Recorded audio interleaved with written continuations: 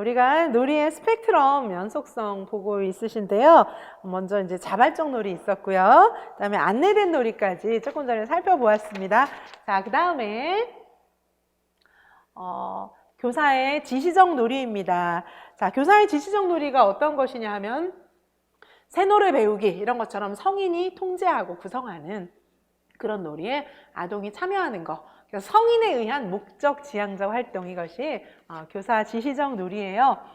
예를 들면 한번 보세요. 여기 이제 예를 들어서 보시면 교사는 유아들에게 젓가락 사용법을 가르쳐 주고, 그다음에 젓가락으로 콩을 집어보면서 여러 가지 이제 눈, 손, 소근육 이런 거에 협응에 도움이 되는 놀이를, 게임을 만들어서 진행을 시킨 거예요. 자, 그래서 세영이는 한 번에 하나 집을 수 있고, 몇 번 더 연습을 하니까 2개 집을 수 있고, 그 후에 한 번에 3개를 집어 올리니까 선생님이 박수를 쳐주셨어요. 자, 이 경우에는 교사 지시적 놀이라는 거예요. 자, 놀이의 차이점을 아시겠습니까? 그래서 자발적 놀이, 안내된 놀이, 교사 지시적 놀이, 이 차이점을 아시겠죠, 그렇죠? 자, 이렇게 구분을 해놨는데, 놀이는 결국은 이런 지금 이제 스펙트럼, 그쵸? 이게 놀이의 스펙트럼을 표시한 거예요. 그래서 아동 주도의 자발적 놀이부터 교사 지시적 놀이, 교사 주도적인 놀이까지 이렇게 연속선상에 있다라고 하는 것이죠. 그래서 선생님들은 어떻게 하셔야 되나요? 이런 것들이 이제 왔다 갔다 하면서 구분되게 놀이를 역동성 있게 진행하실 수 있다는 것입니다. 그래서 우리 이제 놀이 중심 교육과정을 이렇게도 짜보고 저렇게도 짜보고 해야 되는데, 교육과정 이론을 공부를 하면은 그래도 어느 정도 이제 해볼 수 있겠다 이런 생각이 들어야 되는 거죠. 자, 자발적 놀이라고 하는 것은, 그쵸? 자발적 놀이, 안내된 놀이와 교사 지시적 놀이, 이 세 가지의 어떤 개념은, 그쵸? 처음에, 그쵸? 이렇게 나타날 수 있지만 같이 연속적으로 볼 수 있다. 연속적인 과정이다. 그쵸? 연속적인 과정이다. 이렇게 볼 수 있어요. 세 가지가 완벽하게 분리되는 경우는 조금 드물어요. 근데 우리는 처음에 발현적인, 여기서부터 출발하는 거예요. 여기서부터 출발하면 이제 유아들이 재미없어 하기 때문에 먼저 자발적인, 발현적인 놀이에서 먼저 출발하게 되는 것입니다. 자, 그래서 이렇게 이제 왔다 갔다 하면서 통합을 이룰 수 있게끔 하는 놀이를 진행하는 그런 방법이 이제 중요한 것이고, 그리고 유아교육과정을 구체적으로 계획할 때는 우리가 지금 구성주의에서 계속 얘기하는 거잖아요. 구성주의적인 교육과정의 배경에서 지금 계속 얘기하고 있는 건데, 아동의 삶의 맥락에서 조명하여야 한다, 이렇게 봐야 되는 거예요. 그래서 지금 이제 계속해서 제가 2019 개정 누리과정의 이론적 기저 말씀드리는데 계속해서 구성주의 강조하고 있어요. 또 구성주의 할 건데, 구성주의는 어떤 거예요? 삶의 맥락 속에서 조명하는 것을 중요하게 생각하고 있습니다. 자, 아동의 요구를 반영해야 되고, 선생님의, 결국은 이제 뭡니까? 선생님이 아동의 요구를 반영하셔야 되고, 놀이의 연속적인 과정으로 놀이를 짤 때, 그 다음에 적절한 교사 지시적 전략도 있어야 되는 거예요. 있어야 되고, 이 3단계의 놀이, 자발적, 안내된, 교사 지시적 놀이, 이런 것들이 적절하게 흐름을 따라서 구성돼야 되는 거죠. 자, 이것이 놀이 중심 교육과정을 짜는 굉장히 중요한 핵심적인 방법이고, 우리는 무엇을 기억해야 됩니까? 이 그림을 기억하셔야 되고, 아까 놀이가 중심에 놓여 있는 교육과정, 이 그림 기억하시죠? 그죠? 이 그림. 이 2가지를 기억하시면서 놀이의 흐름을, 그죠? 왔다 갔다 하면서 이렇게 연속적으로 짤 수 있는데, 문제는 뭡니까? 아동들과 대화하면서, 유아와 대화하면서, 그죠? 유아가 자신들의 교육과정에 참여할 수 있도록 도와주면서, 선생님들이 민감하게 관찰하시면서 그런 과정을 포함해서 이렇게 놀이, 일상생활, 교사 계획활동 이런 것들을 연결하시고, 놀이 같은 경우에도 자발적, 안내된, 교사 지시적 이 놀이들이 이렇게 잘 조화를 이루게끔 그렇게 교육과정을 짜도록 되어 있는 것이 놀이 중심 교육과정을 만드는 그런 중요한 방법이에요. 그렇죠? 자, 그러면 교사의 역할은 이제 어떻게 생각해 볼 수 있나 좀 보시겠습니다. 자, 놀이 중심 교육과정은 지속적으로 진화하는 뭡니까? 발현적 교육과정이에요. 여기 지속적으로 진화한다 그랬거든요. 자, 그러니까 뭐예요? 계획을 타이트하게 짜면 지속적으로 진화하지 못하겠죠. 그쵸? 자, 계획을 타이트하게 짜서는 안 됩니다. 그쵸? 교사의 역할이 굉장히 중요해요. 교사는 아무것도 안 하고 그냥 놀고 유아들이 알아서 놀으라고 하면 되나? 그게 아니라는 거죠.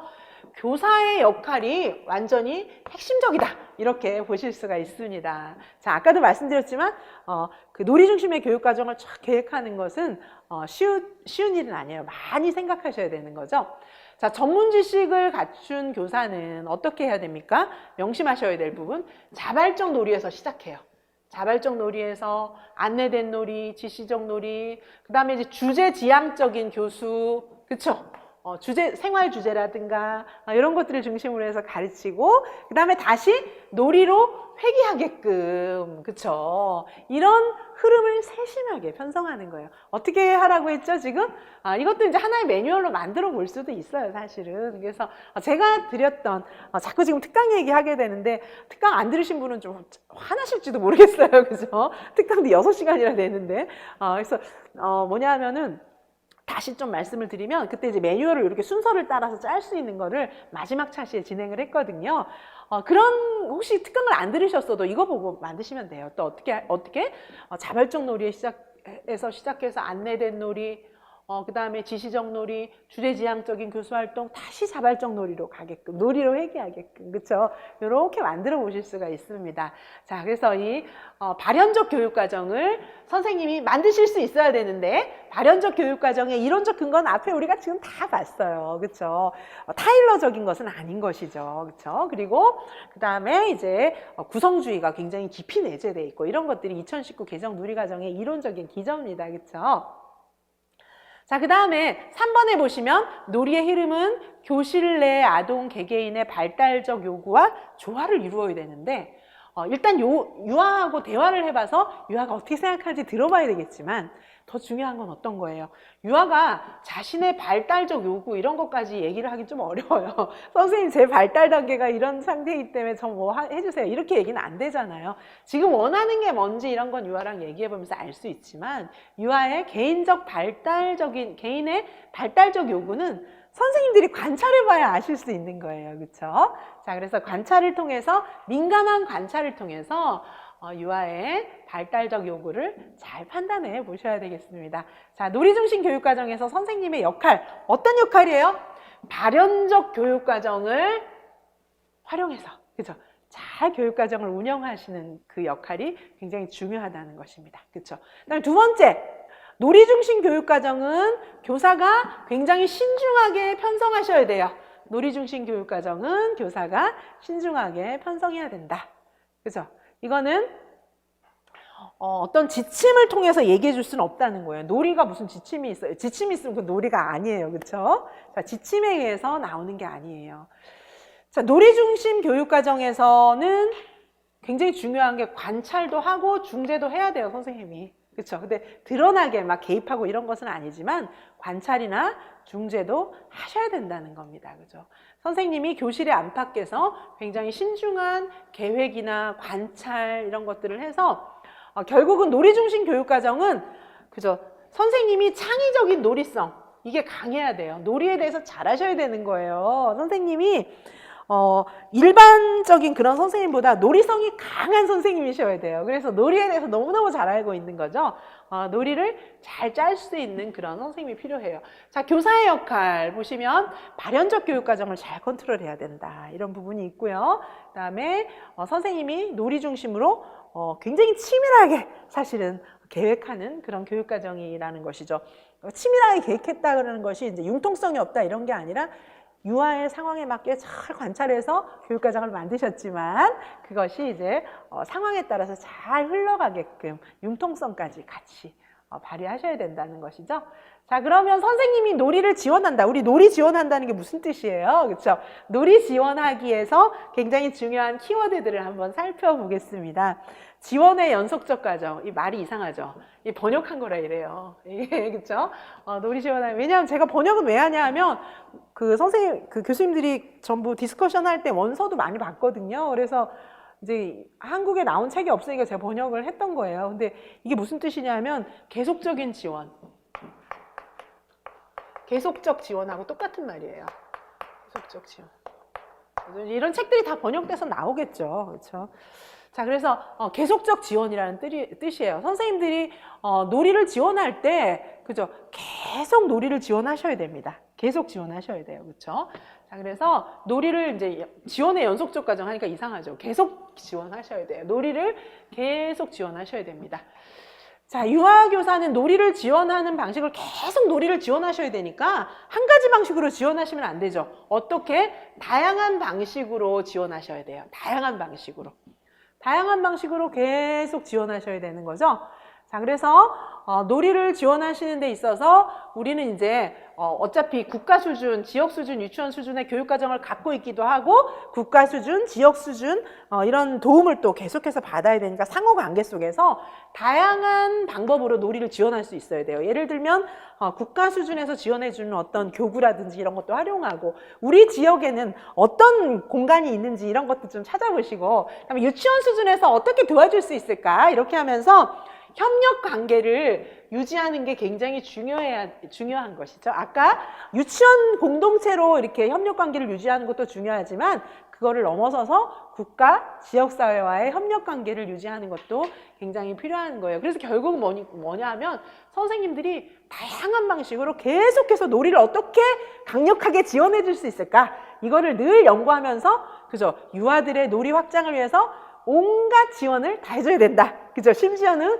국가, 지역사회, 유치원의 도움, 협력관계 유지 이런 것들을 통해서도 유아들이 더 신나게 생각을 확장시켜가면서 놀 수 있도록 해줘야 된다. 이렇게 보실 수가 있습니다. 그 다음에 두 번째는 아까 놀이성이 강한 교사여야 한다 했는데 선생님이 놀이성이 강한 아이디어를 계속 만들어내고 실현할 수 있어야 돼요.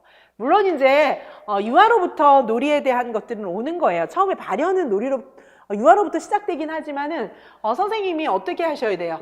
유아들을 굉장히 놀이성이 강한 아이디어로 계속해서 지지해 주셔야 돼요. 그렇죠? 그래서 보시면은 여기서 놀이중심 교실에서 놀이성이 강한 그런 지원을 계속 해주시기 위해서 선생님들이 교사와 유아가 서로 생각을 공유해야 돼요.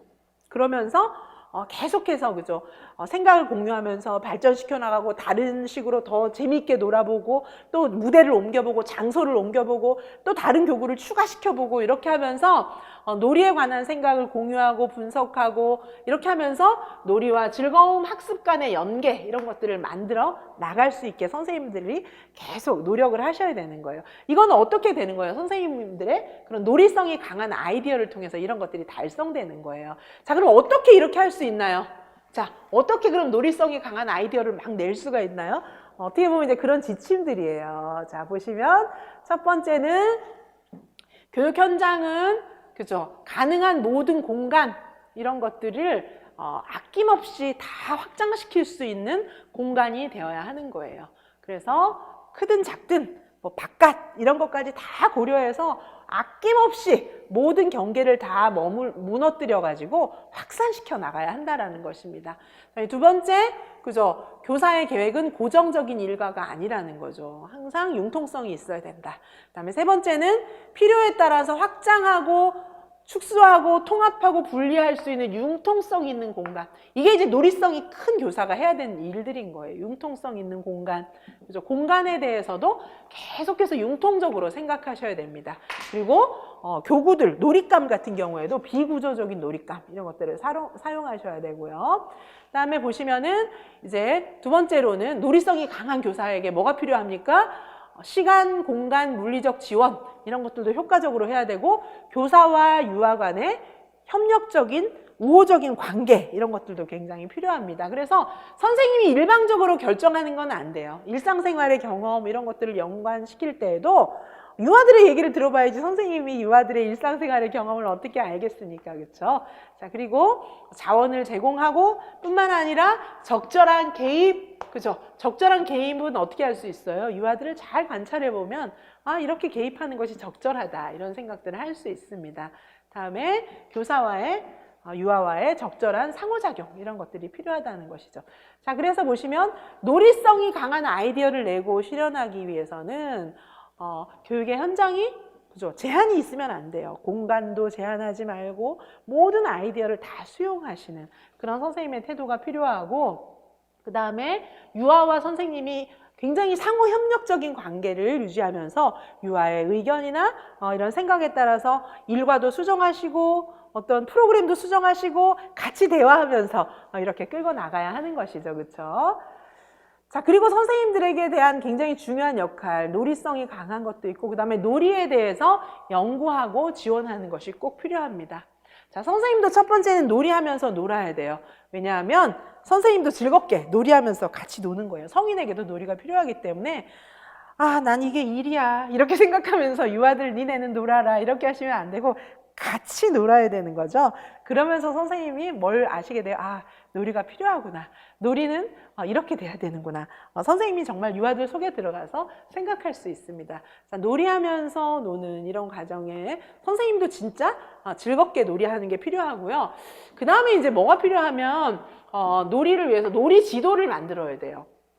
놀이 지도. 왜냐하면 놀이 공간을 계속해서 확장시켜 줘야 되기 때문에 갑자기 확장이 안 되잖아요, 이게. 그러니까 평소에 선생님들께서 놀이 지도를 조금 만들어 놓으셔야 돼요. 어디에 뭐가 있고, 어디에 가면 무슨 놀이를 하는 공간이 있고, 이런 것들을 실외 공간도 확인하고, 그쵸? 이게 민간 소유인지, 공공 소유인지, 안전한 곳인지, 조금 위험한 곳인지, 뭐 이런 식으로 해서 어떻게, 어디까지 교사가 이렇게 안내할 수 있는지 이런 부분까지 다 체크해서 실외 공간을 확인해야 되고, 그 다음에 실내 공간도 확인해야 됩니다. 실내 공간.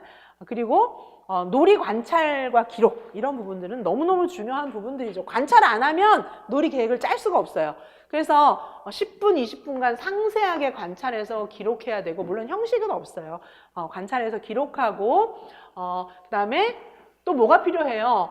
교사, 학부모, 지역사회 인사 등 이런 교사, 학부모, 지역사회 인사 이런 분들하고 자꾸 만나야 되는 겁니다. 제가 지금 뭐 이렇게 기운이 남아도는지 그죠? 막 부러뜨리고 막 이러고 있는데, 자, 교사, 학부모, 지역사회 인사 뭐 이런 분들을 만나가지고 비형식적인 그런 자연스러운 인터뷰도 하고 대화도 하고, 물론 유아들하고도 계속 대화하시면서 관찰하고 기록하고 이런 노력들을 기울여야 합니다. 자, 그래서 유아교사는 아까 이제 굉장히 중요한 역할들 몇 가지 있었어요. 그죠? 놀이를 계속적으로 지원해줘야 한다. 이런 것들이 있었고, 그 다음에 놀이에 대해서 연구하고 또 지원해야 되는 그런 부분들도 있었습니다. 그렇죠? 놀이에 대해서 연구하면서 계속 이제 놀이 관찰 기록도 하고 이렇게 해야 되고요. 놀이에 대한 지도 이런 것도 만들어야 됐고, 그 다음에 실천적 이론을 또 구축해야 돼요. 어떻게 해야 됩니까? 실천적 이론을 구축하기 위해서 놀이에 대해서, 놀이 중심 교육과정에 대해서 계속 공부해야 돼요. 지금 이제 놀이 중심 교육과정을 계속 제가 이제 요 챕터마다 계속 또 설명을 해드릴 거예요. 계속 영역마다 다 설명을 해드리겠지만, 놀이 중심 교육과정을 구현하기 위해서는 놀이 중심 교육과정 이론을 따로 공부를 많이 해야 돼요. 그래야 이제 놀이 중심 이론을 실제로 교육과정을 만들어 갈 수가 있는 것이죠. 자, 그래서 타인에 의해서 만들어진 교육과정이 아니에요. 그래서 교사형 지도서 없는 거예요. 선생님이 직접 만드시는 거죠. 각 교육의 주체들이 적극적으로 참여해서 실천적인 문화를 형성하게 해야 되는 거죠. 선생님 혼자는 부족하기 때문에 부모님도 협력하고, 옆반 교사 공동체에서 협력도 구하고, 지역사회 공동체에서 협력도 구해야 하는 것입니다. 실천적인 문화 형성을 위해서 관련 당사자들하고 함께 고민하고 의견을 조정하고 이렇게 하면서 여러 가지 관점들을 만나보는 것이 필요하다, 이렇게 보실 수가 있겠습니다. 자, 이렇게 해서 2019 개정 누리과정의 이론적 배경, 이론적 기저 이 부분을 좀 여러 가지로 좀 간단하게 한번 살펴보았습니다. 자, 그러면 이제 제3장으로 넘어가셔서 유아교육과정의 특성을 보시겠습니다. 자, 유아교육과정의 주요 접근 이론인데, 아까도 이제 봤던 내용들하고 거의 다시 중복이 좀 되긴 하는데, 유아교육과정에 대해서 생각하는 큰 틀이에요. 큰 틀. 먼저 보시면 첫 번째는 성숙주의적 접근이 있어요. 큰 틀은 이제 세 가지로 볼 수 있죠. 성숙주의, 행동주의, 구성주의, 이렇게 세 가지로 볼 수 있어요. 아까부터 지금 설명드리고 있죠. 자, 성숙주의라고 하는 것은 게젤, 루소 뭐 이런 사람들의 입장이에요. 이런 것들이 이제 유아교육과정의 특성에 다 반영이 되어 있는 거예요. 이런 입장들이, 그렇죠? 그래서 행동주의적 프로그램 보다는 이제 명확하지 않죠. 이 성숙주의 프로그램 같은 경우에는. 자, 루소, 뭐 게셀, 뭐 이런 사람들의 입장인데, 일단 루소 같은 경우에는 성선설의 입장이잖아요. 그래서 유아들에게 맞는, 그죠? 학습자에게 맞는, 아동에게 맞는 그런 그 발달이라고 하는 것이 있기 때문에 그냥, 그죠? 너무 바깥에서 뭘 가르치지 마라. 어차피 때가 되면 모든 것들이 발현된다. 이렇게 보는 입장이 이제 여기 성숙주의적인 입장이에요. 그래서 유아 자신의 어떤 내적 요구와 발달 순서가 뒤바뀌면은 부적응이 나타나는데, 자꾸 외부에서 뭘 자꾸 가리키고 이러면 이게 유아들의 발달 순서를 이렇게 충족시켜 주는 것이 아니라 그것과 다르게 자꾸 뭔가를 하게 돼서 좋지 않다. 이렇게 얘기하고 있는 게 루소입니다. 다음에 게젤 우리 유아교육 개론반에서도 엄청 많이 얘기했었어요. 그런데 이제 많이 얘기해도 지나치지 않으니까 또 얘기를 하는 게 좋을 것 같아요. 그렇죠? 자, 그래서 게젤 같은 경우에 보시면은 이제 발달의 단계가 있다. 이렇게 얘기하고 있었죠. 게젤과 그의 동료들이. 그래서 성숙에는 일정한 규칙성이 있다. 이렇게 얘기하면서 능력에 대한 표준을 만들었어요. 발달 목록표 이런 거 만든 사람이잖아요. 게젤이. 자, 그래서 정신분석학자들 역시 발달의 중요한 힘이 유아의 내부에서 나온다. 이렇게 봤습니다. 자, 그러므로 이 성숙주의 같은 경우에는 너무 개입하지 마라. 이렇게 얘기하고 있는 거예요. 자, 교육과정을 성숙주의의 입장에서 편성한다면 너무 개입하면 안 돼요. 성인이 너무 개입하면 안 되고 유아들이 알아서 잘 피어나게, 그죠? 해줘야 된다는 것이죠. 사과 씨가 이렇게 잘만, 그죠? 토질이나 이런 거 잘만 이렇게 해주면 사람이 굳이 너 사과 100개 만들어야 돼 이렇게 안 해도 막 많은 사과를 맺을 수가 있는 거예요. 그렇죠? 자, 그런 것처럼 성인의 개입을 최소화시켜야 되고, 그 다음에 성인은 유아들의 흥미와 발달 단계에 적합한 재료, 발달 단계를 명심해야 되는 거예요. 흥미와 발달 단계를 명심해서 요거에 적합한 자료를 주는 게 필요한 거죠. 그렇죠? 그리고 너무 강요하면 안 돼요. 과제 이런 거를 강요하지 말라는 거죠. 발달 수준에 적합하지도 않은데, 그렇죠? 그리고 허용적인 분위기, 그래야 마음껏 발산하죠, 그렇죠? 허용적 분위기가 조성되어야 되고, 그 다음에 이제 이 게젤이 얘기했던 얘기 중에 학습 준비도, 요 개념은 시험에도 나왔던 적이 있어요. 학습 준비도, 그렇죠? 학습 준비도라고 하는 것이 뭐예요? 이 학습자에게 맞는 수준, 준비된 수준이 있어요. 이걸 맞게 가르쳐야 되는 거예요, 그렇죠? 자, 유아들의 작업이나 놀이의 결과에 대한 성인들의 수정은 최소화해야 되는 거예요. 자꾸 개입하면 안 되는 거예요. 결국은 내적인 성장의 힘에 따라서 유아들이 발달해 나가고, 바람직하고 적절한 경험은 유아에게 무조건 제공되어야 한다. 이렇게 이제 설명하고 있어요. 굉장히 이제 유아 중심적인 이제 그런 입장에서 설명하고 있고, 행동주의적인 접근은 이제 뭐 자극에 따라서 유아의 행동을 수정하는 그런 이론이 되겠습니다. 그죠? 행동 수정하고 관련이 있죠. 행동주의적인 접근은. 자, 그래서 행동주의적인 접근 보시면, 행동주의적인 접근은 그죠? 왓슨, 스키너 이런 사람들이 이제 우리 공부 많이 했었는데, 그죠? 행동 수정 이론에서. 자, 뭐 이제 강화 계획, 부분 강화, 뭐 정적 강화, 부적 강화 이런 거 이제 우리 공부를 많이 했었는데요. 자, 그런 거에 의한 그런 학습을 얘기를 하는 것입니다. 그래서 어떻게 하는 거예요? 어떤 미래지향적인 행동형 이런 것들을 만들어 가지고 바람직하지 않은 행동은 수정하는 거예요. 바람직하지 않은 행동은 수정하고 바람직한 행동은 정형화시켜 나가는 거. 이것이 이제 행동주의적인 접근 이론입니다. 자, 행동주의적인 접근 이론은 유아가 속으로 어떻게 생각하는지 이런 거는 측정이 안 돼요. 그래서 겉으로 드러나는 행동만 보는 거예요. 이런 한계가 있습니다. 자, 그래서 이 경우에는 교사 주도적인 어떤 반복, 교사 주도적인 그런 프로그램을 지향하고 있습니다. 그러다 보니까 전통적인 어떤 학문을 가르치는 그런 학교에는 적합하지만, 우리가 이제 구성주의적인 그런 학습, 유아 중심, 놀이 중심에는 조금 적합하진 않다. 이렇게 볼 수가 있습니다. 자, 그래서 아까 이제 그 아동 중심 사상하고 비슷한 성숙주의적인 접근 뭐 이런 경우에는 그래도 어느 정도 이제 반영할 것이 있어요. 근데 행동주의는 조금 지금의 상황하고는 거리가 멀고, 그 다음에 이제 지금의 어떤 2019 개정 누리과정에서 많은 교수님들이 좋아했던 입장이에요. 구성주의적인 접근. 거의 뭐 구성주의적인 시대죠, 지금이. 그래서 완전히 뭐 구성주의적으로 다 흘러가고 있어요. 모든 이론들이. 그렇죠? 자, 구성주의적인 접근 이론은 구성주의 입장은 주로 이제 상호작용주의자. 왜 이렇게 했습니까? 비고츠키의 영향이죠? 비고츠키의 영향으로 비고츠키는 사람들 간의 상호작용. 그 다음에 피아제는 어떻게 봤어요? 환경과의 상호작용. 어쨌든 상호작용. 그렇죠? 상호작용이 중요하다. 이렇게 보고 있어요. 학습자가 환경하고 상호작용을 하든, 그렇죠? 유아들끼리, 또래들끼리 상호작용을 하든, 선생님하고 상호작용을 하든, 교부하고 상호작용을 하든, 어쨌든 상호작용이 중요하다라는 것이죠.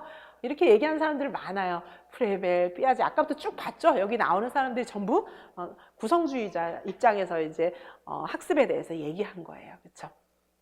자, 구성주의자들의 입장을 좀 간추려 보면 어떻게 하고 있어요?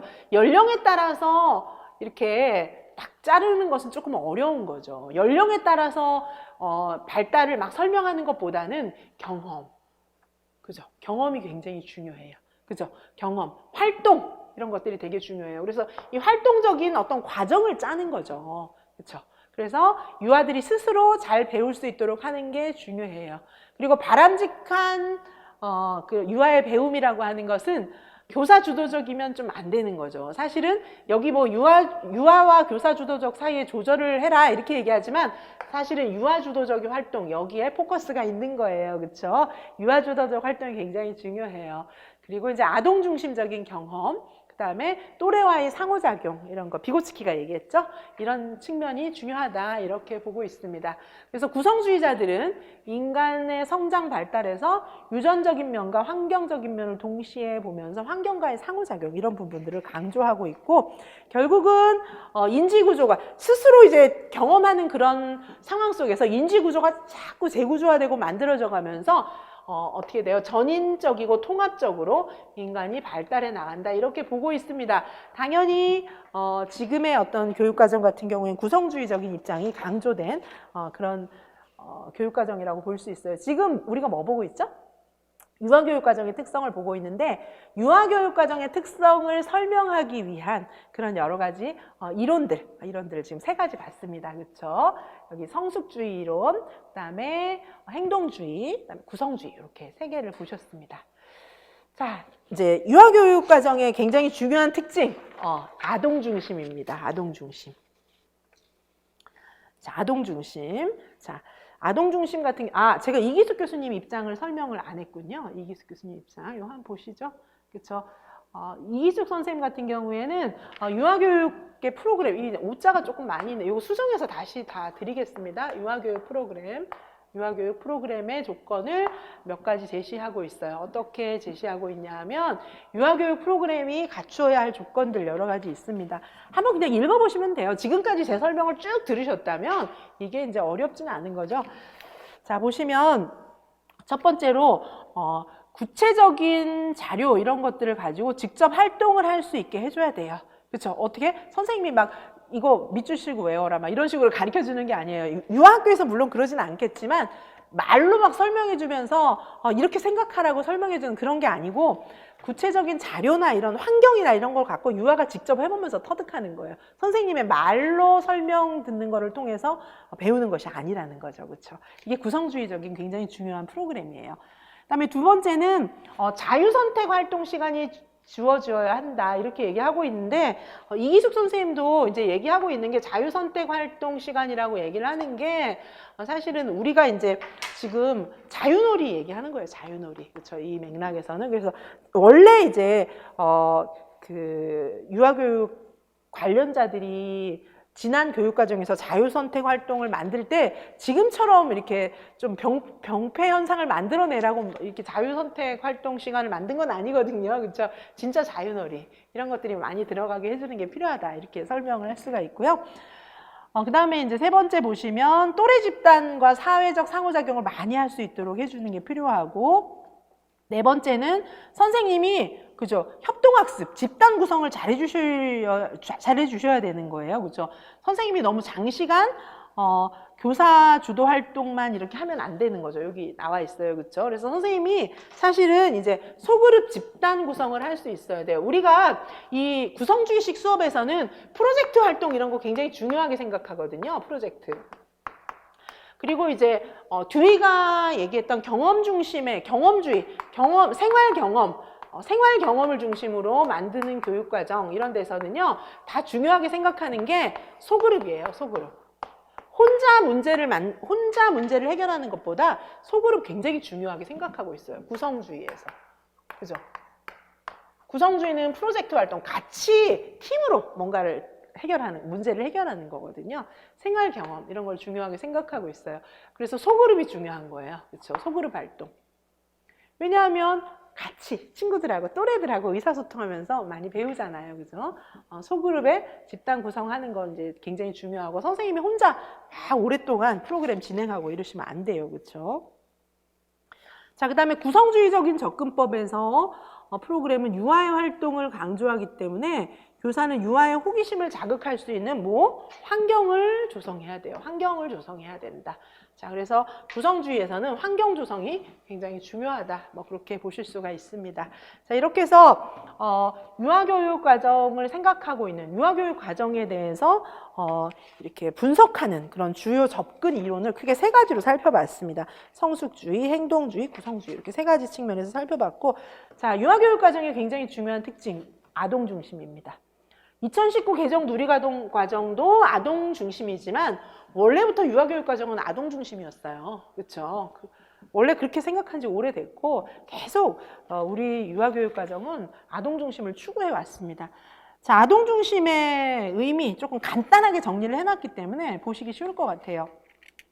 아동 중심의 기원을 거슬러 올라가면 듀이의 진보주의, 듀이 이런 사람으로부터 비롯돼요. 그래서 아동 중심 교육 이런 것들이 듀이로부터 나왔다 이렇게 보시면 됩니다. 왜냐하면 듀이는 유아의 흥미를 존중했기 때문에. 아까 오늘 하루 종일 듀이 얘기 너무 많이 해갖고요. 이렇게 간단하게 지나갈게요. 듀이는 유아의 흥미를 존중하고, 그렇죠? 흥미 중심, 유아 중심, 경험 중심, 생활 중심 이런 식으로 이제 수업을 진행하라고 했어요. 자, 아동 중심의 이제 원류를 거슬러 쭉 올라가면 듀이로까지 갈 수가 있습니다. 그 다음에 이제 듀이로부터 시작돼서 아까도 말씀드렸지만 역시 이제 여기에는 구성주의적인 그런 관점이 내재되어 있어요. 자, 그러다 보니까 유아의 자유로운 표현 활동. 제가 자꾸 물 왜 마시냐면요. 막 흥분해서 소리 지르다 보니까 기침 날까봐 지금 물 마시는 거예요. 양해를 부탁드릴게요. 자. 유아의 자유로운 표현 활동, 이런 것들을 아동 중심에서 이제 강조하고 있어요. 자, 그리고 이제 자유로운 표현 활동, 그 다음에 활동 중심 교육 과정, 프로젝트 접근법, 구성주의의 입장이에요, 사실은. 그렇죠? 이게 왜냐하면 선생님이 뭔가를 가르쳐 주는 게 아니라 학습자 스스로 배우거든요. 그래서 프로젝트 접근법 이거 강조하고 있어요. 활동 중심. 프로젝트 접근법이 뭐였죠? 기억하시나요? 프로젝트 접근법은 이제 개론이라든지 특강에서 많이 했기 때문에 프로젝트 접근법은 이제 주로 그죠? 공동 프로그램을 진행하는 거, 팀으로 그렇죠? 집단으로 소그룹으로 이제 진행을 많이 하게 되고요. 그다음에 현장 견학 이런 것들이 이제 꼭 들어가잖아요. 그리고 나중에 이제 어떤 아웃풋 뭔가를 만들어 갖고 전시회도 하고 초청장 만들어서 초청도 하고 이런 식으로 진행되는 것이 이제 프로젝트 접근법의 중요한 특징들이었어요. 자, 이런 식으로 하다 보면은 아동들 스스로 막 배워 나가는 것입니다. 그게 이제 아동 중심의 설명이고, 이것이 나중에는 그죠? 당연히 구성주의, 피아제나 비고츠키의 구성주의 이런 쪽으로 이제 연결이 되는 겁니다. 자, 이런 아동 중심 교육 사상 이런 것들이 이제 그 유아교육 과정의 중요한 특징이에요. 아동 중심이에요. 학습자 중심이라는 얘기가 있기도 하지만 초등, 중등에 우리 유아는 그 정도가 훨씬 더 강력합니다. 그렇죠? 자, 보시면 제가 간단하게 요약해 놓은 건 7가지. 그죠? 놀이를 교육 과정에 놓고 발현의 개념. 그죠? 놀이, 아동 중심이라고 하는 것의 개념이에요. 놀이가 중심이 돼요. 발현. 아동 중심이니까 스스로, 그렇죠? 생겨나는 거예요. 그 다음에 자유방임. 누가 뭔가를 막 강요하지 않아요. 그쵸? 그 다음에 성숙과 준비도. 자, 아까 유아교육 과정에 대한 어떤 틀, 이런 거 3가지 있었잖아요. 그쵸? 여기에 이제 성숙주의의 입장도 반영되어 있는 거예요. 아동이 발달 단계에 따라서 어디까지 준비가 됐는지 이걸 보는 겁니다. 그다음에 흥미 중심, 그죠? 아까 말씀드렸던 것처럼 활동 중심, 프로젝트 접근법, 인지 중심 교육 과정이라고 하는 거, 요거는 이제 피아제의 입장이죠. 피아제. 그죠? 아동이 스스로 인지 구조를 구축해 가는 거예요. 피아제, 그쵸? 동화와 조절에 의해서 만들어 가는 것이죠. 자, 그 다음에 사회 문화적인 환경으로서의 교육 과정이 또 있어요. 이거는 누구의 입장입니까? 비고츠키의 입장. 이것들이 이제 들어있는 거예요. 자, 이런 아동 중심의 특징, 아동 중심 교육 과정의 특징이 크게 7가지 정도로 정리를 해볼 수가 있어요. 이거는 이제 2019 개정 누리과정만의 특징이 아니에요.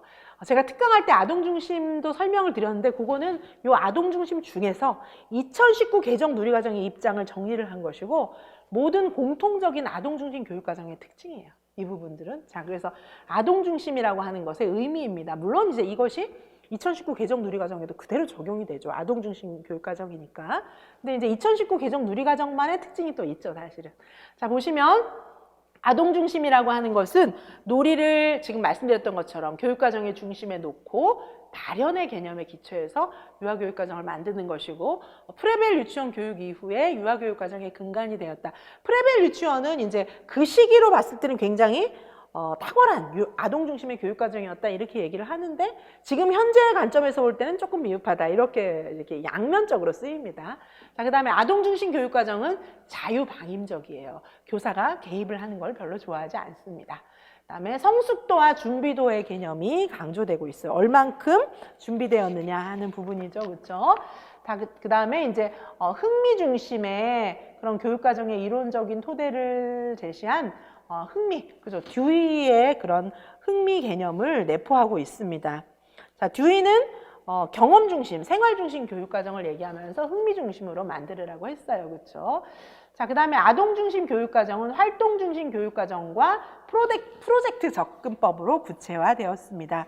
자, 프로젝트 접근법은 제일 먼저 이제 얘기한 것은 킬패트릭이죠. 구안법이라고 해서 킬패트릭이 얘기를 했다가 그 다음에 유아에서 이제 프로젝트 접근법을 설명한 사람은 카츠와 차드입니다. 카츠와 차드. 자, 그래서 프로젝트 접근법이 킬패트릭은 정말 옛날 거고 카츠와 차드는 이제 그걸 유아 교육에 맞게 이제 다시 설명한 사람이에요.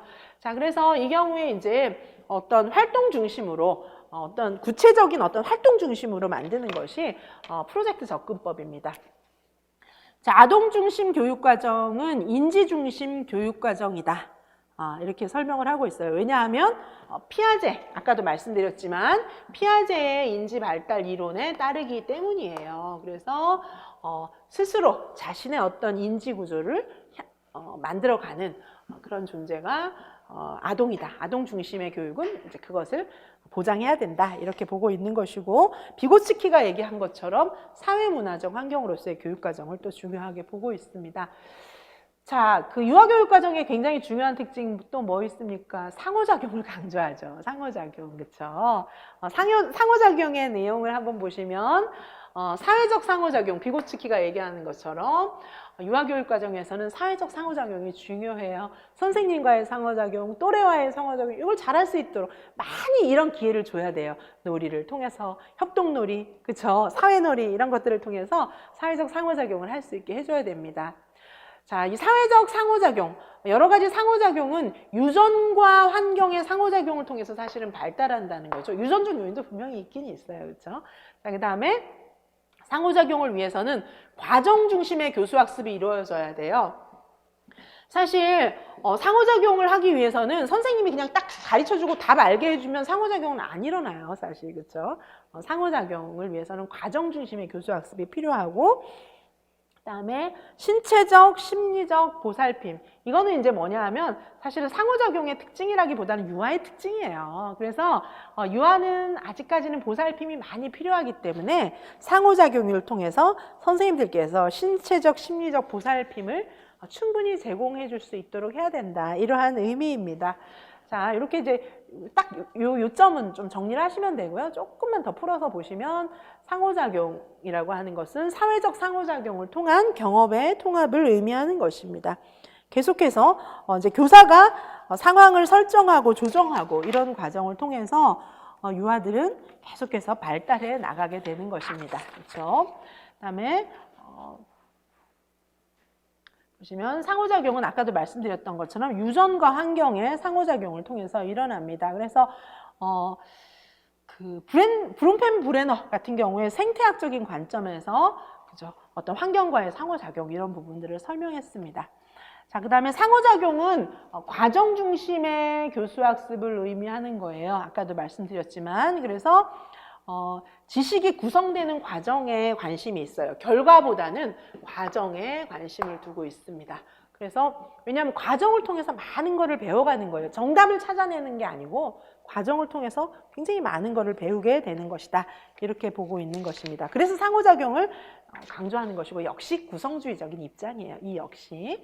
자, 그리고 이제 두 번째 보시면 교사는 지식의 구성과 경험의 통합을 주기 위한 어떤 존재다. 이렇게 볼 수가 있고 상호작용은 그 선생님들께서 이제 상호작용을 많이 일어나게끔 그렇게 수업을 만드셔야 되는데 그때 이제 유아의 발달 수준에 맞는 것 비계를 설정해 줘야 되고 그렇죠. 비계 이게 스캐폴딩이잖아요. 비계는 높은 곳에 올라가서 이렇게 작업을 할 수 있도록 하는 어떤 받침대에 해당하는 거잖아요. 그러니까 근접 발달 영역에 도달할 수 있게끔 비계를 설정해 줘야 된다. 이렇게 보실 수가 있습니다. 자, 상호작용은 신체적, 심리적 보살핌을 의미하는 것도 있어요. 유아니까, 그렇죠? 그래서 유아들 같은 경우에는 상호작용을 통해서 선생님들께서 신체적, 심리적 보살핌까지 제공해 주셔야 된다. 이렇게 볼 수가 있고, 그 다음에 이제 유아 교육과정의 굉장히 중요한 특징, 그렇죠? 이제 두 가지 남았어요. 놀이랑 자유선택활동 이렇게 보시면 되겠습니다. 자, 놀이는 지금까지 쭉 공부를 했는데 놀이에 대해서 쭉 리뷰해 볼게요. 이 내용은 우리가 이제 유아교육 개론에서 봤던 놀이에 대한 관점 전체적인 거를 정리를 조금 간단하게 해놓은 거예요. 그래서 유아교육 과정에서 굉장히 중요한 전제가 되는 것은 또 놀이잖아요. 자, 이 놀이를 보시겠습니다. 자, 놀이라고 하는 것을 많은 그런 학자들이 설명을 했는데 일단 프레벨이 또 유아 놀이를 설명을 했죠. 프레벨은 어떻게 얘기했습니까? 유아에게 교육과정이 놀이를 통해서 구성돼야 하는 이유를 설명하고 있어요. 그렇죠? 그래서 프레벨이 설명한 내용은 놀이 중심 유아 교육과정의 기초가 되었습니다. 이 사람의 이론은 프레벨 같은 경우에는 놀이라고 하는 것은 그 성인도 마찬가지예요, 사실은. 근데 특별히 유아들에게는 그 내면의 잠재적인 요구가 있는 것들을 놀이를 통해서 드러나게 표상한다라고 하는 것입니다. 그렇죠? 놀이를 통해서 그 아이가 생각하고 있는 여러 가지들 놀이를 통해서 자꾸 표출해내는 거예요. 그렇죠? 그러면서 이제 발달하게 된다. 이렇게 얘기를 하고 있는 것입니다. 그래서 유아에게 자유로움을 줄 수 있는, 휴식을 줄 수 있는 이런 유아의 자발성에 근거한 자유놀이를 프레벨이 강조하고 있습니다. 그렇죠? 그래 프레벨 유치원에서 이렇게 하려고 많이 애를 쓰기는 했어요, 사실은. 자, 우리 이렇게 좀 간단하게 보실 수 있고요. 그다음에 두 번째 프로이드입니다. 프로이드는 뭐라고 얘기를 했나요? 프로이드는 놀이를 통해서 여러 가지 정신적인, 심리적인, 병리적인 현상들이 이제 치료가 되는 어떤 정화의 그런 기능이 있다. 놀이가 정화의 기능이 있다. 이렇게 설명을 했었어요. 그래서 이게 뭡니까? 유아가 놀이를 통해서 정서적으로 표출한다. 그래서 사회적으로 유용하게 승화시키고 초자아를 내면화시킨다. 이렇게 얘기를 한 거죠. 뭐 예를 들어서 제가 설명을 많이 해드렸었는데, 그렇죠? 예를 들면 뭐 그런 거 있잖아요. 유아가 이제 집에서 기르는 오리가 죽는 걸 봤단 말이죠. 오리가 죽는 걸 봤어요. 그러면 이제 어린 시절에 오리가 죽는 거 보면 너무 충격되잖아요. 저도 옛날에 어렸을 때 굉장히 충격받은 기억이 나는데, 그렇죠? 그러면 이제 얘가 어떻게 하냐면 죽은 오리 흉내를 막 내요. 그죠? 놀이를 통해서 죽은 오리 흉내, 나는 죽은 오리야 이렇게 넘어져 있고 막 이렇게 하는 거예요. 그 과정을 통해 이제 처음에는 자주 그래요, 그렇죠? 오리가 죽었어 이렇게. 친구하고 이렇게 놀이할 때도 우리 집에는 오리가 죽었거든 이런 얘기를 계속 하는 거예요. 그러다가 이제 그것이 이제 계속 얘기하고 놀이로 표출해내면서 이제 그 충격이 점점 완화되는 거죠. 그러다가 어느 시점부터는 오리 얘기를 안 해요. 그렇죠? 그런 역할을 한다라고 하는 것입니다. 그래서 유아는 놀이를 통해서 스스로 통제하고 여러 가지 정화를 하고 이런 기능을 실행해 옮길 수 있다 이렇게 보고 있습니다. 피아제는 이제 말씀드렸다시피 비고치키보다는 놀이의 그런 가치를 조금 과소평가했어요. 진짜 놀이를 굉장히 중요하게 평가한 것은 비고치키죠, 그렇죠? 피아제 같은 경우에 보시면 그래도 이제 자유놀이에 대한 그런 중요성을 얘기하면서 자유놀이라고 하는 것은 유아가 지닌 고유의 특성이면서 보편적인 발달 양상이다 이렇게 하면서 놀이를 통해서 결국은 유아들이 기능놀이, 상징놀이, 규칙 있는 게임 이런 식으로 이런 형태로 발달해 나간다고 했죠. 그렇죠? 처음에는 기능놀이, 상징놀이, 규칙 있는 게임 이런 형태로 이제 발달해 나간다고 했어요. 그렇죠? 자, 이렇게 하다가 그다음에 이제 결국은 이렇게 가면서 놀이를 해가면서 유아의 어떤 인지구조도 발달해 나간다 이렇게 설명하고 있는 것이 피아제의 입장이었습니다. 다음에 이제 비고치키죠. 비고치키는 뭐냐 하면 놀이가 유아 자신의 행동을 지배할 수 있는 어떤 정신적 도구다. 그래서 이 비고치키는 뭐냐 하면 이게 아까 봤던 피아제 같은 경우에는 놀이의 그냥 발달 단계, 연령에 따른 발달 단계를 설명했다면 비고치키는 놀이를 통해서 그죠? 이 자꾸 지적인 영역, 근접 발달 영역이 확장되는 그런 기능까지 놀이에 있는 것입니다. 그래서 놀이라고 하는 것이 자신의 행동을 지배하도록 할 수 있는 정신적인 도구가 되고, 예를 들면 이제 놀이를 통해서 자꾸 생각이 확장되어 나가는 그런 측면을 비고치키는 설명했습니다. 그렇죠? 주로 이제 상징적인 표상과 행동이 포함된 놀이 이런 것들을 설명하면서 놀이에 있어서의 자유놀이의 특징을 또 이제 강조하게 되기도 했습니다. 그래서 자유놀이 같은 경우에 놀이 시간의 확장도 필요하다 이렇게 설명을 하고 있습니다. 놀이의 가치, 놀이를 통해서 발달이 더 많이 될 수 있는 부분을 강조한 것은 비고치키예요. 그렇죠? 자, 이렇게 그래서 지금 이제 유아 교육과정의 특징 여러 가지로 보고 있는데 지금 놀이까지 봤어요. 그 다음에 이제 자유선택 활동입니다. 자, 여기서 보고 있는 자유선택 활동은 자유놀이를 의미하고 있는 거예요. 그래서 자유선택 활동은 유아가 자유의지나 흥미, 요구에 따라서 자발적으로 놀이를 선택해서 활동하는 것, 이것이 이제 자유선택 활동인데, 사실 우리가 이제 알고 있는 자유선택 활동의 문제점 이런 거 말고 진짜 자유놀이하고 비슷한 그런 자유선택 활동을 의미하고 있는 것입니다. 보시면 이런 자유놀이, 여기 자유선택 활동은 자유놀이라고 보시면 돼요. 그죠? 이런 자유놀이의 특징을 지니고 있어요. 유아교육 과정은. 자, 이 경우에 이제 이론적 배경이 됐던 것이 프레벨, 홀, 듀이, 프로이드, 피아제 뭐 이런 이론들이 있어요. 그래서 이런 자유놀이, 자유선택 활동들은 유아의 흥미와 필요에 따라서 스스로 자유롭게 활동하는 것이 바로 자유선택 활동입니다. 자, 자유선택 활동을 설명하고 있는 아까 이제 유아교육 과정에서 유아교육 과정을 설명하는 관점 3가지가 있었잖아요. 그 관점의 일부로 좀 설명을 좀 해보겠습니다. 그죠? 근데 이 자유놀이가 지금 행동주의는 빠져 있잖아요. 행동주의는 왜냐하면 자유놀이 별로 안 좋아하거든요. 그래서 여기서는 설명을 할 수가 없어요. 그죠? 자, 발달주의적인 관점에서 보신다면 유아의 발달 수준을 고려해서 일과에 맞추어서 자유선택 활동 시간을 포함시키도록 하고 있어요. 어떻게? 발달 수준을 고려해서. 그렇죠? 그리고 이제 발달 수준에 맞는 다양한 놀잇감을 비치해서 유아교육 과정을 구성해야 된다 이렇게 설명을 하고 있습니다. 자유선택 활동은 놀이 과정에서 유아가 지식을 스스로 구성해 나갈 수 있도록 하는 거예요. 그렇죠? 그래서 유아의 인지적 흥미와 놀이활동 유형을 여러 가지 영역으로 이제 세분화하는 거죠. 어떻게 보면 이거는 조금 이제 이전의 그런 관점이죠. 그렇죠? 그래서 이런 영역으로, 그렇죠? 이런 영역으로 세분화하고 공간을 나누고, 그렇죠? 발달주의적인 관점이에요. 공간을 구획화하고 구조화하고. 조금 지금의 관점하고는 조금 차이가 있어요. 발달주의적인 관점이기 때문이죠. 그렇죠?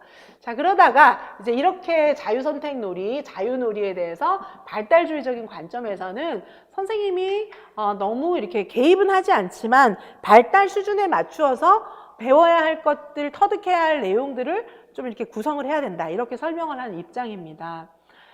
자, 그 다음에 이제 사회적 구성주의 입장이에요. 여기 이제 비고치키의 입장이죠. 비고치키의 입장에서는 어떻게 설명하고 있습니까? 교사가 스캐폴딩을 수행하는 주체라는 거죠.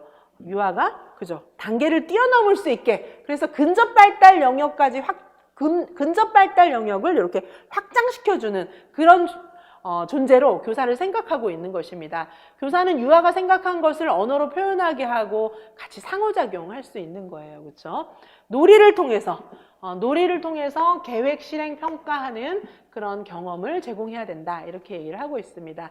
자, 여기는 이제 아까하고는 조금 달라요. 아까는 영역별로 환경을 구성했는데 여기는 어떻게 최적의 사회 문화적 환경으로 흥미 영역을 구성해요. 아까하고 조금 달라졌어요. 그렇죠? 최적의 사회 문화적 그런 상호작용을 할 수 있는 흥미 영역을 구성해야 된다. 이렇게 설명을 하고 있습니다. 그 다음에 이제 여기서는 세 번째는 전통적인 흥미 영역을 철저하고 엄격하게 구조화하는 것은 아니다. 아까는 그죠. 성숙주의에서는 굉장히 엄격하게 구분하는 걸 얘기했잖아요. 여기서 철저하게 엄격하게 구조화하는 방법은 이건 좋지 않다라고 얘기를 하고 있어요. 이게 좋지 않기 때문에 그렇죠. 이렇게 하면 안 된다라고 얘기하는 거죠. 그 다음에 이제 자유선택의 폭을 좀 많이 유아에게 자유선택의 폭을 넓혀주어야 한다. 이렇게 설명을 하고 있는 그런 입장이에요. 교사가 너무 개입하지 않으면서도 스캐폴딩을 수행할 수 있어야 된다. 이렇게 설명하고 있는 것이 사회적 구성주의 입장이고, 이제 우리는 어디까지 와 있습니까? 포스트 모더니즘까지 와 있죠. 그래서 지금의 어떤 교육과정, 유아교육과정에서의 자유선택 활동이라고 하는 것은 이 관점이에요. 우리가 이전의 관점은 어떤 거였습니까? 이전의 관점은 발달주의적인 관점에 입각해 있었다면 이제는 자유놀이, 자유선택 활동에 대해서 포스트 모더니즘적인 관점에서 자유선택 활동을 보고 있는 거예요. 자, 자유선택 활동, 그냥 이게 사실은 막 쓰자면 굉장히 어렵거든요. 간단하게 딱 외우시라고 이렇게 딱 정리했어요. 자유선택 활동 보시면 어떻게 해야 하는 겁니까? 유아가 형성하는 주관적인 의미, 이런 게 중요해요. 그렇죠? 그래서 유아가 새로운 대안을 찾는 거예요. 놀이를 통해서 찾도록 하는 거죠. 자유로운 놀이, 자유놀이를 통해서, 발현적인 놀이, 자유놀이를 통해서. 그 다음에 유아가 흥미와 요구에 따라서 자발적인 목소리를 내도록 하고 이렇게 하는 것이 자유선택 활동으로서의 의미가 있다라고 하는 것입니다. 그런데 기존의 자유선택 활동 공간에 대한 개념이 해체되어야 한다. 그죠? 공간에 대한 개념을 해체되어야 한다라고 보고 있어요. 영역을 허물어야 된다. 이렇게 보고 있는 것입니다. 자유선택 활동이나 놀이에 대한 어떤 인식, 이런 것은 그 성인하고 관점이 매우 다를 수 있기 때문에 여러 가지 대안을 찾으려고 노력하는 것이죠. 그래서 이 포스트 모더니즘적인 관점이 지금 우리가 보고 있는 그런 자유선택 활동의 그런 관점이라고 보시면 되고요. 자, 그래서 이제 다음 주에는요, 지금 여기 3장까지 우리가 봤고요. 4장은 이제 뭐가 있냐면, 유아교육 과정의 운영의 기초. 이제 운영을 어떻게 할 건가. 운영의 기초예요. 운영의 기초. 지금 이제 오늘 본 내용들은 사실 대체로 2019 개정 누리과정의 이론적 기저에 전체적으로 포커스가 맞추어져 있어요. 이제, 다음 주에는 수업 계획하는 것부터 시작해서, 개정 누리과정 이제 좀 본격적으로 설명도 하고 여러 가지 작업들이 좀 남아 있어요. 다음 주까지 해서 유아교육과정을 좀 마치도록 할 건데요. 일단 지금 오늘 이제 오늘 내용을 좀 중심으로 해서 운영의 기초가 남았는데, 운영의 기초는 지금 크게 두 가지죠. 하나는 발현적 교육과정, 그죠? 하나는 발현적 교육과정이고 또 하나는 통합적, 그죠? 우리가 지금 그 개정 누리과정을 통해서 만들어야 되는 수업, 발현적 교육과정을 중심으로 해서 수업을 해야 되고, 그다음에 통합적 교육과정, 영역 통합을 해야 되는 거예요. 그렇죠? 자, 영역 통합하는 이 방법, 이거에 대해서 이제 운영의 기초로 보도록 하겠습니다. 자, 이렇게 보고 다음 주에 또 이제 새로운 내용들과 함께 그다음에 기존의 교육과정 이론들, 이런 것들을 샅샅이 조금 보도록 하겠습니다. 오늘은 첫날이라 제가 조금 이렇게 진도를 조금 천천히 자세히 설명하면서 나가도록 했고요. 이제 그럼에도 불구하고 유아교육 개론에서 많이 다뤘던 내용은 조금 이렇게 간략하게 설명을 드렸어요. 그리고 이제 그 새로운 어떤 이해가 필요한 부분들을 좀 자세히 설명을 드렸습니다. 네, 그래서 혹시 이해가 안 되시는 부분이나 이런 게 있으면 우리 그 카페에다가 좀 올려주시고요. 잠시 한 5분 쉬셨다가 오늘 배운 내용 간략하게 리뷰할 거기 때문에 시간 많이 안 걸릴 것 같아요. 잠시 쉬시겠습니다.